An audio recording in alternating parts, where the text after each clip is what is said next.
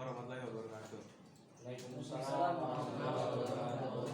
Alhamdulillah wassalatu wassalamu ala Rasulillah amma ba'd.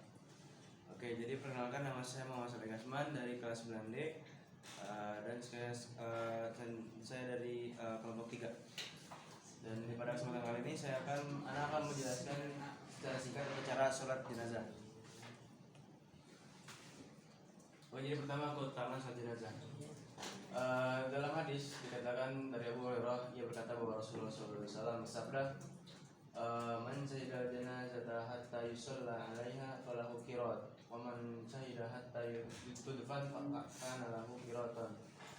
Ya, artinya itu ya, barang siapa yang menyaksikan jenazah sampai ia menyolatkannya, maka baginya 1 qirat. Lalu barang siapa yang menyaksikan jenazah hingga dimakamkan, maka baginya 2 qirat. Lalu ada yang bertanya, apa itu 2 qirat ya? Yang dimaksud qirat itu adalah 2 qirat itu misal 2 gunung besar. Jadi kalau 1 qirat itu berarti 1 gunung besar. Oke, jadi selanjutnya syarat-syarat sholat jenazah. Yang pertama yaitu adalah seseorang harus melaksanakan sholat jenazah harus memenuhi syarat-syarat sahnya seperti yang terdapat pada sholat yang lain. Yakni ia harus bersih dari hadas dan najis, menutup aurat dan menghadap kiblat.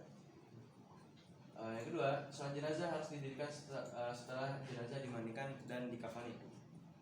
Yang ketiga, jenazah harus diletakkan di sebelah kiblat orang yang menyolatkannya.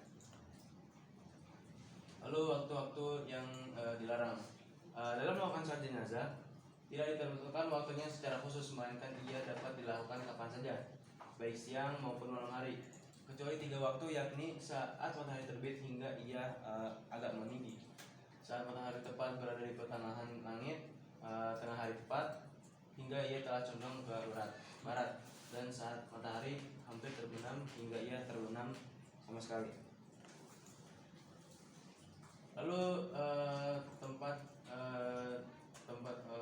untuk sholat jenazah itu dari zaman Nabi SAW terdapat tempat khusus untuk sholat jenazah. Tempat ini berada di luar Masjid Nabawi, dan umumnya jenazah para sahabat disolatkan di tempat itu. Lalu tata cara sholat jenazah, yang pertama adalah mengikhlaskan niat semata-mata mencari ridho Allah Subhanahu wa Ta'ala. Yang kedua, hendaklah imam berdiri kepada kepala mayat pria dan pada arah kepala mayat wanita. Jadi di sini adalah contoh posisi imam di mayat pria, dan di sini contoh posisi imam di mayat perempuan. Bedanya adalah ketika imam menyolati jenazah laki-laki, imam berada tepat di kepalanya, sedangkan di perempuan itu di pertengahan badannya. Yang ketiga, dilakukan dengan berdiri tanpa ruku, tanpa sujud, dan tanpa duduk. Keempat, sesudah takbiratul ihram, hendaklah dilanjutkan dengan membaca surat Al-Fatihah. Yang selanjutnya takbir kedua shalawat Nabi. Allahumma sholli ala Muhammad wa ala ali Muhammad kama shallaita ala Ibrahim wa ala ali Ibrahim innaka Hamidum Majid. Allahumma barik ala Muhammad wa ala ali Muhammad kama barakta ala Ibrahim wa ala ali Ibrahim innaka Hamidum Majid. Itulah kan namanya membaca takbir ketiga membaca doa, yaitu Allahumma ghfir lahu wa arhamhu wa afihi wa afu anhu wa akrim nuzulahu wa wasi' mudkhalah wa ghsilhu bima wasaji wal barad wa naqihi min al-khataya wa ma yunaqqas sabul abyadu min ad-danas. Selanjutnya, yang ketujuh, jika mayat seorang anak, doa yang diajarkan oleh Rasulullah SAW adalah Allahumma ja'alhu lana faratan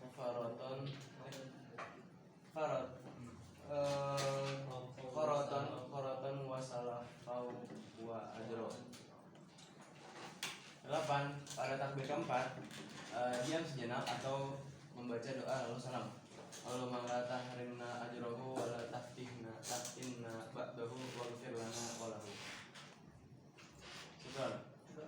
Baik, sekian dari penjelasan tentang sholat jenazah, yaitu dari caranya dan syarat-syaratnya. Sekian, maaf bila ada